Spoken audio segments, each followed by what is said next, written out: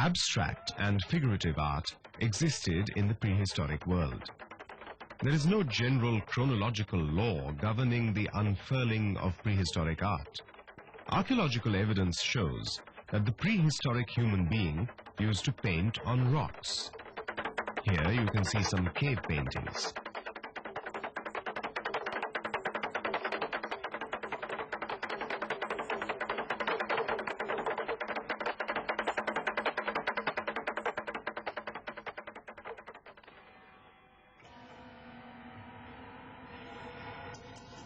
Archaeology has helped us in our understanding of the past.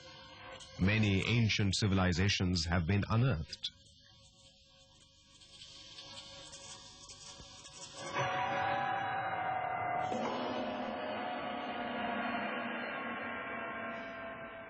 Gradually, different scripts emerged, and writing was done on stones, bones, clay tablets, parchment, palm leaves, leather, papyrus,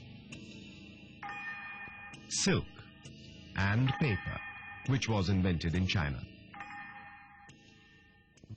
Writings were collected and preserved, and as early as 4000 BC, we saw the beginning of libraries.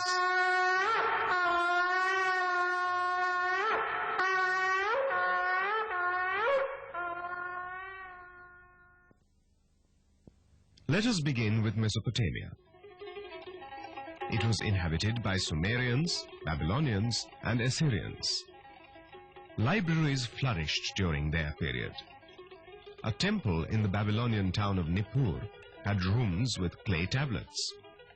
A well-known library existed at the time of Ashurbanipal, 668 to 626 BC, the king of Assyria. He employed several scholars and scribes to compile, revise, and edit the thousands of texts brought to the library. The clay tablets were classified, and each tablet bore an identification mark indicating the shelf and room where it was housed.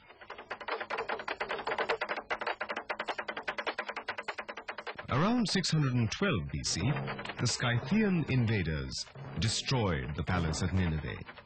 But fortunately, the library survived, as the clay tablets got buried under the walls of the palace.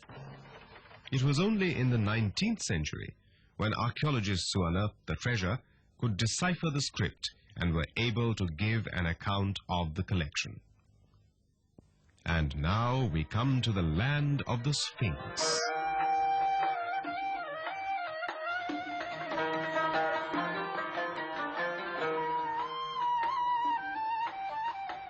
Libraries in Egypt can be traced back to the time of the pharaohs, that is, as early as 2000 BC.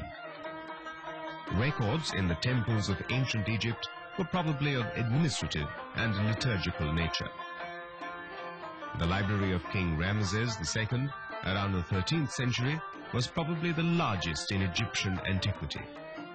There were nearly 20,000 papyrus scrolls covering subjects like agriculture, astronomy, medicine, history, as well as poetry and fiction. The library of King Ramesses II, housed in his palace at Thebes, was known as Dispensary of the Soul. Several other libraries, mainly housed in temples, were under trained scribes who were called controllers of the library or keepers of the scrolls. The library at Alexandria was established in the 3rd century BC. It was planned by Ptolemy I, but special efforts towards building a library of hundreds of thousands of papyrus and vellum scrolls goes to the credit of Ptolemy II. Special efforts were made to augment the collection with all the known Greek literature. Ships which reached Alexandria were searched for books, which, if found, were confiscated. Agents were sent to other countries to buy or borrow books for copying. The organization of the library was in the hands of a scholar called Callimachus. Several other well-known Greek scholars managed the library for nearly 200 years. The decline of the library set in by 100 BC and was mainly due to wars. A part of the library was destroyed when Julius Caesar conquered Egypt in 47 BC.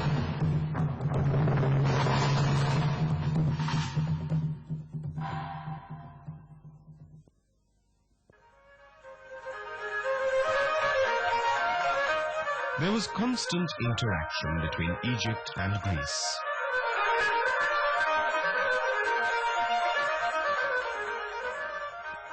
The contribution of ancient Greece to learning is well known. The idea of collecting books and establishing libraries, as we understand it now, had its origin in the classical world. Greece had several libraries in its temples. The playwright Euripides was a well-known collector of books. The first institutional library came up in Athens during the 4th century BC. The school of Plato and the Epicureans had libraries which flourished for several centuries. Another famous collection of books was that of the Peripatetic school founded by Aristotle. Aristotle's aim was to facilitate scientific research. He organized the library in a systematic manner. After Aristotle's death, the library went to his heir, Theophrastus.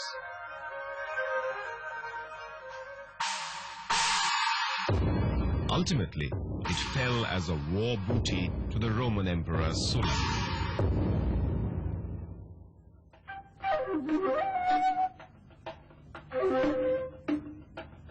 Ancient Rome was also renowned for libraries. Romans built their library collection out of the spoils collected from their conquest of other lands.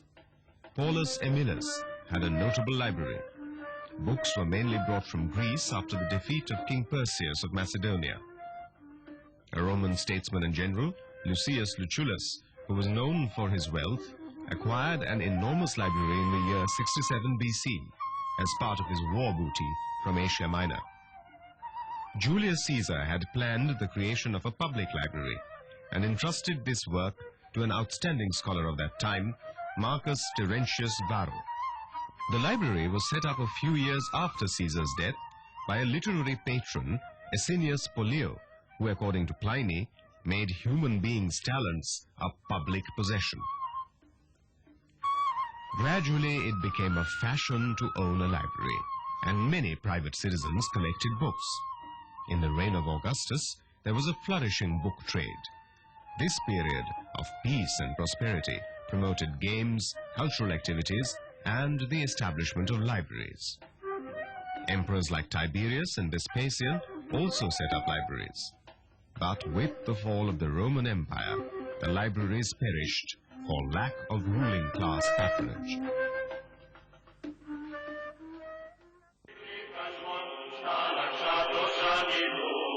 In the East, Constantinople was the new Rome.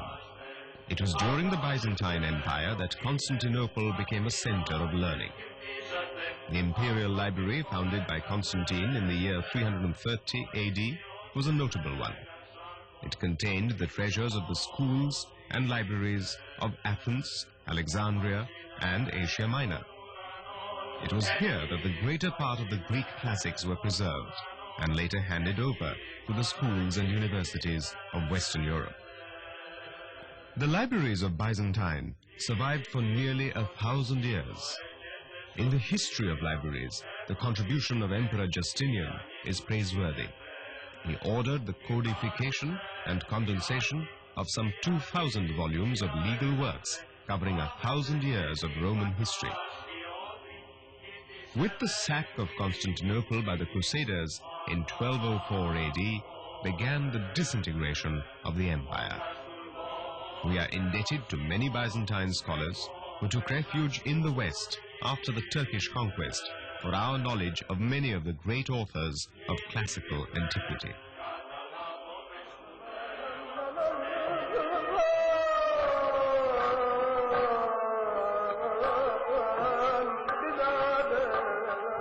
The end of the 7th century saw the rise of the Arabs. They spread from the Arabian Sea in the east and the Caspian in the north to Tripoli in the south. Westward, their power extended up to Spain. It was during the early Muslim period that manufacture of paper in these regions was made popular. Use of paper gave an economical writing material, and it became possible to make several copies of any work of importance. The art of calligraphy, production of illustrated manuscripts and exquisite architecture flourished during this period.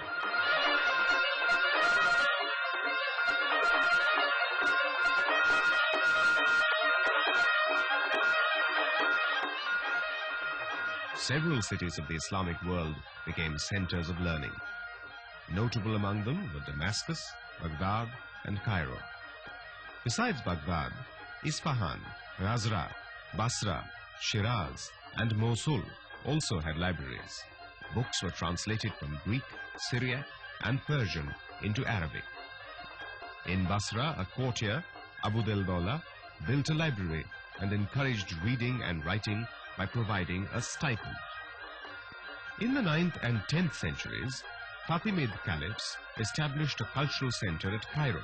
The Caliph Al-Aziz, 975 to 996 AD, established a library which contained more than 100,000 volumes covering diverse subjects.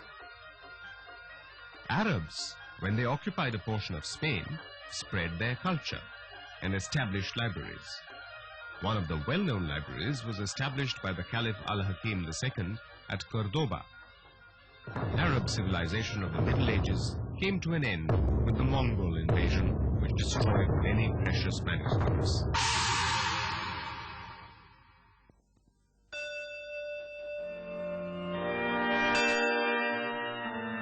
In the Middle Ages, European countries had several monasteries. Monastic life without books was not spiritual enough.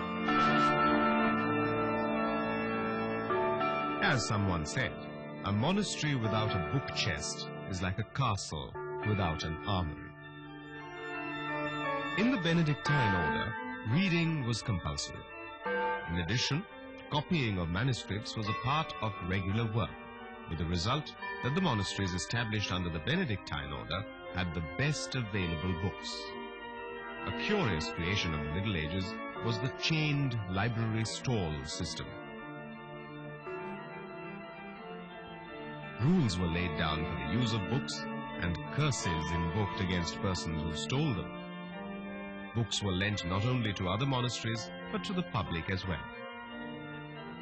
In England, St. Augustine established a monastic library at Canterbury. He brought several books, mainly scriptures, for the use of monks. Some other well-known monastic libraries were at Weymouth, York, and Jarrow. Monastic libraries flourished for nearly 1,000 years. In England, King Henry VIII ordered the closure of all monasteries. The Age of Reformation in Germany and other northern countries accelerated the end of monastic libraries. In France, they survived for a longer period, but suffered during the French Revolution and the Napoleonic Wars.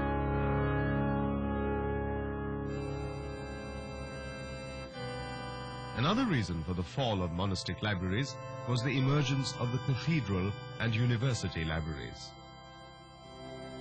The Renaissance was born in the 14th century. It came to maturity in the 15th century, and in the 16th century, it swept through the whole of Western Europe.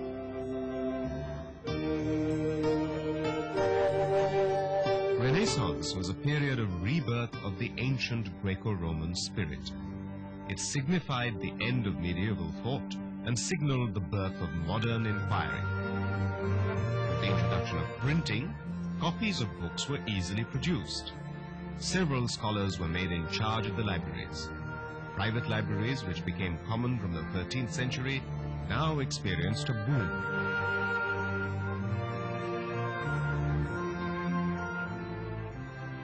More importantly, it was the Renaissance which contributed to the formation of public libraries throughout Europe.